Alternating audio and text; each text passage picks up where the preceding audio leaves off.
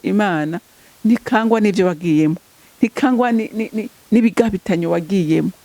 Imana yuzuye imbabazi, Imana yuzuye urukundo, Imana yuzuye kugira neza. Haleluya! Imana yuzuye kugira neza.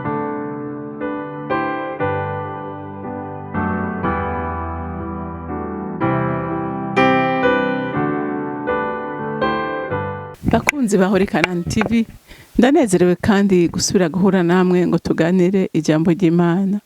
Ariko imbere ko dutangura kuganira, reka tubanze dusenge. Nta usa nawe mwami Imana, kandi nta uringaniye nawe. Uri Imana yera, uri Imana nziza, uri Imana idukunda kandi yuzuye imbabazi. Utubabarira uko bukeye nuko bwije. Niye tuguye mu ntege nke mwami Imana, tukwegereye uratwakira akadusubiza mu ruhongore rw'intama zawe. Nubu mukunzi mwiza, ndizera ntakekeranya ko haraburi kuragirira neza kubw'ijambo ryawe tugiye kumva, kandi uzogirira neza nazoryumva hanyuma. Urakoze kuvyumvise, cyubahiro cyose n'amashimwe yose aba yawe, mu izina rya Kristo Yesu nsenze gutyo, amen amen.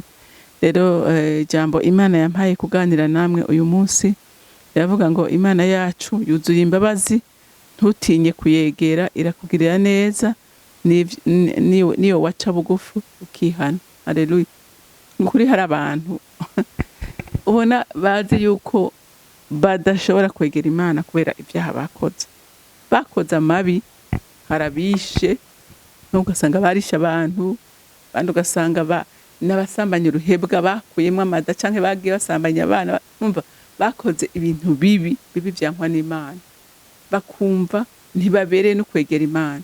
Ariko nagira nkubwire ngo humura, Imana yuzuye imbabazi, Imana yuzuye urukundo. Reka turabe umuntu yakoze ibintu bibi pe. Amabi yose abaho. Reka dusome mu ngoma ya 2, dusome igice ca 33, turasoma kuva ku murongo wa mbere dushikane ku murongo w'10.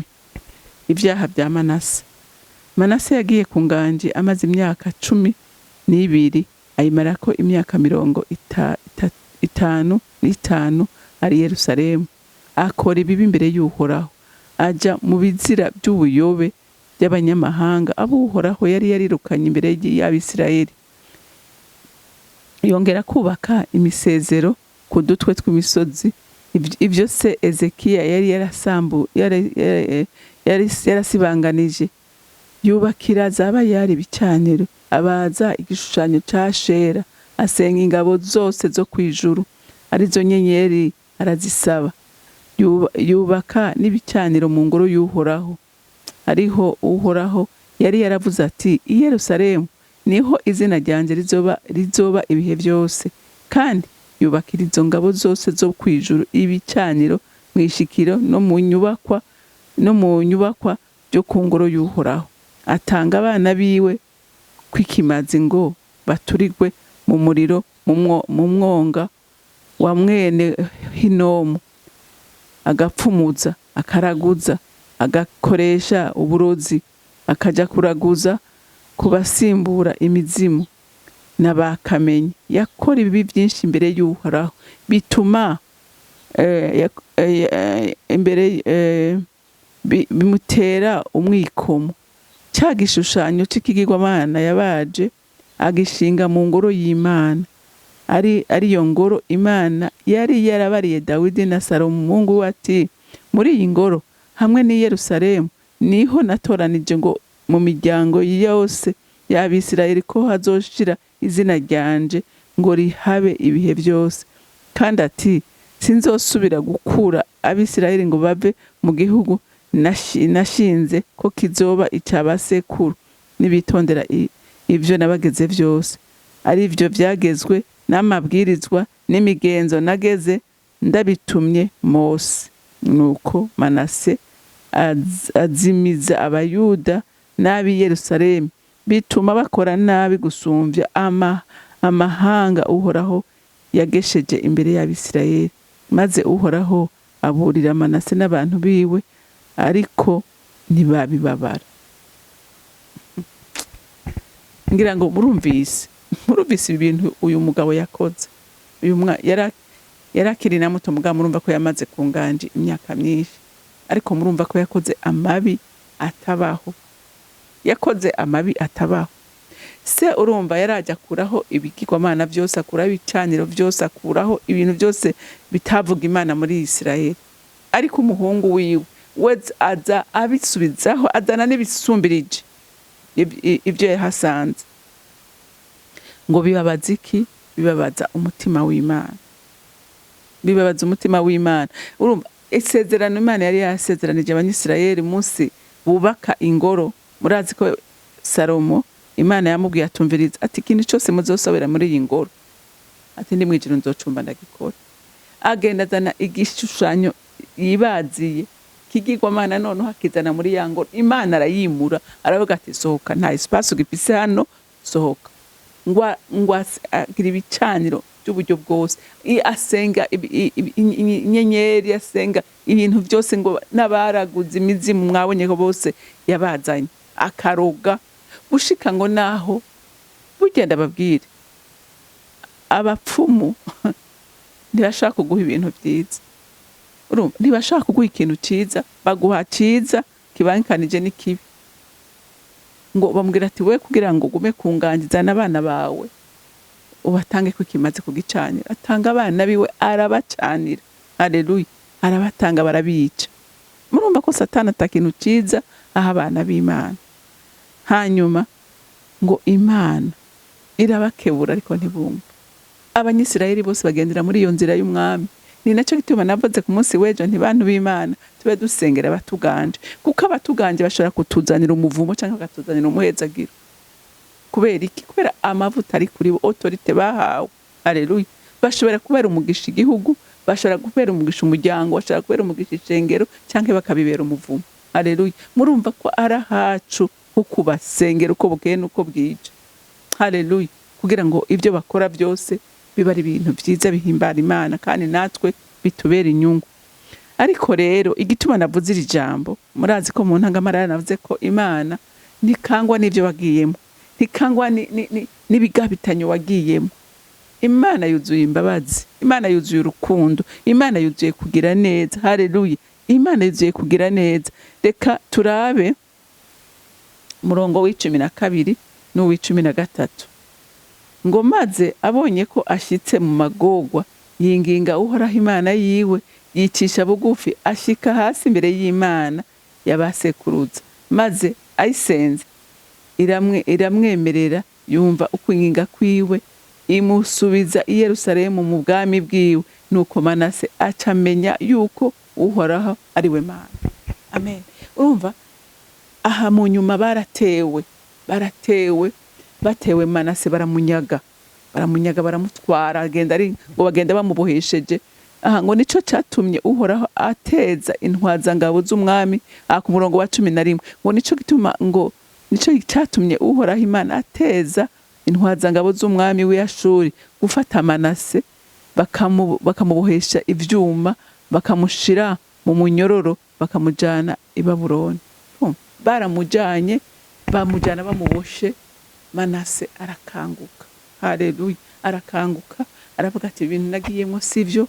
Ngo arihana, arasenga, atakambira Imana, arebwira ati Imana ntabara, unkure muri iyi migozi, ntabara Mana, niwa nkura ahantu ngirashiraho n'isezerano, haleluya. Mwumvise ngaha ko Imana yagize iki? Ngo yumvise ugutakamba kwiwe, yumvise ukwinginga kwiwe. Inga ndababwire abantu b'Imana, nukuri hariho abantu, kandi ndabumva, haraho umuntu ajya muri culpabilité akumva ati mbega jewe munsi Imana yobikinyemera, Imana yobikinyakira. Nagira ndaguhumurize nkubwire ngo Imana yuzuye imbabazi, haleluya. Imana yuzuye imbabazi, Imana yuzuye urukundo, Imana ngo iteba kurakara ikihutira kugira neza, haleluya.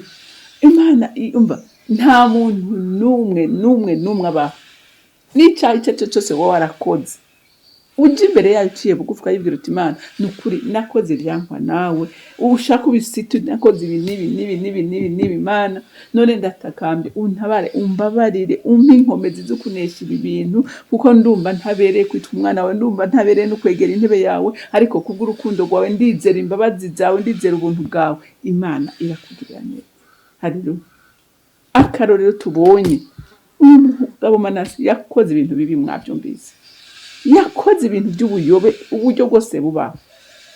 Hari n'ujya mu cyaha akaja muri kimwe, ariko we yakoze iby'amabara yose, iby'amabara yose. Ariko umunsi yiyumviriye, haleluya, akiyumvira ati jewe nta wundi yo ntabara, nta wundi yo nkura muri iyi migozi irimo, nta wundi nkura muri iki cyago ndimo, ni Imana yonyene. Haleluya, Imana yamugiriye imbabazi. Nukuri nawe ndakwinginga, ibyo urimo harabona udashobora no kubyikuramo, ukubona ntashobora kubyikuramo. Igihambaye ni kimwe, no kumenya ngo ibi bintu ndavyanse, ukumva ko vyanse, kumva ko bizinutswe. Ikintu utarakizinukwa ntushobora kukivamo. Naho abantu bo kwisonzesha, naho abantu bo gusengera, naho abantu bokora ibimeze gute, ikintu utarakizinukwa ntigikunda, ntigishoboka. Rero uzinukwa icaha, hanyuma uzi imbere y'Imana uyibwire ngo Mana, nkeneye ubutabazi bwawe. Imana uzoyibona. Haleluya, Imana izoyibona. Imana igira neza, Imana irababarira. Haleluya, twese yaratubabariye, n'uyu munsi iracatubabarira. Ntihagire uguhenda ngo iminsi yose yamahagaze neza uko bikwiriye. Oya, ariko igihambaye ni kimwe, nuko unamenya ko waguye mu ntege nke, ukaja imbere y'Imana ukayibwira. Haleluya, hame kadukomeza. Erega Imana ibona ko ibintu tubishoboye, ntiyari kurunga umwana wayo, yamurungitse kugira ngo agutabare, nanje ntabare. Haleluya, rero adutabara ku munsi ku munsi. Rero ndiko ntera intege umuntu yari yihevye, umuntu yari yihebuye, umuntu avuga ngo ivyanje ntibigikunda, nakoze ibyankwa n'Imana. Kandi ibyo bintu ndazi ko bibaho, personnellement byarambaye ko nkumva naguye mu ntege, nkumva mfise isoni mega no kuvuga Imana. Ariko maze kumenya urukundo rw'Imana, nkamenya ko jewe ataco maze, ataco nshoboye, atari wanshoboye, nguye mu ntege nke, ndamwegera nkamubwira ngo Mana mbabarira hana Mana, nakoze ibyankwa nawe Mana. Ari nuwo nashaye ko nkamwegera nkamubwira nti nukuri mbabarira byangoye. Haleluya, uyu mutima rero nta handi uva abantu b'Imana, ni Imana iwutanga. Haleluya, ni mpwemu yera adodora umutima wawe akakubwira ngo iki niki sico. Haleluya, rero ntutinye, ukumeze kose, ukusa kose, Imana irazi kumeze, irazi intege nke zawe. Rero genda uyibwira intege nke zawe. Haleluya, irakeneye ko tuvuga. Haleluya, irakeneye ko tuyibwira kugira ngo ibone by'ukuri. Haleluya, ko ico kintu wakizinutswe kandi uzi neza ko uyizera. Imana irakeneye ko ibona by'ukuri ko tuyizera, tumenye ko ariyo ishobora kudutabara tawundi. Imana yo mwijuru rero ibahera umugisha. Mana data rugira byose uri mwijuru, sinzi ngene no kuvuga, sinzi ngene no gushimira, sinzi ngene no kuninahaza, nta namajambo mfise akwiriye kuvuga urukundo rwawe n'imbabazi zawe n'ineza yawe. We Mwami Imana ntiwitaho ku byaha by'abantu, ariko ikikuraje ishinga nuko abantu bohindukira bakava mu nzira mbi barimo, ariko bakagaruka mu nzira nziza izotuma baraga ubugingo.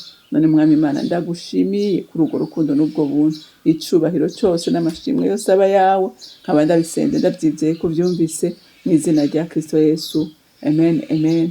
Mwarahezagiwe, mugire umunsi mwiza.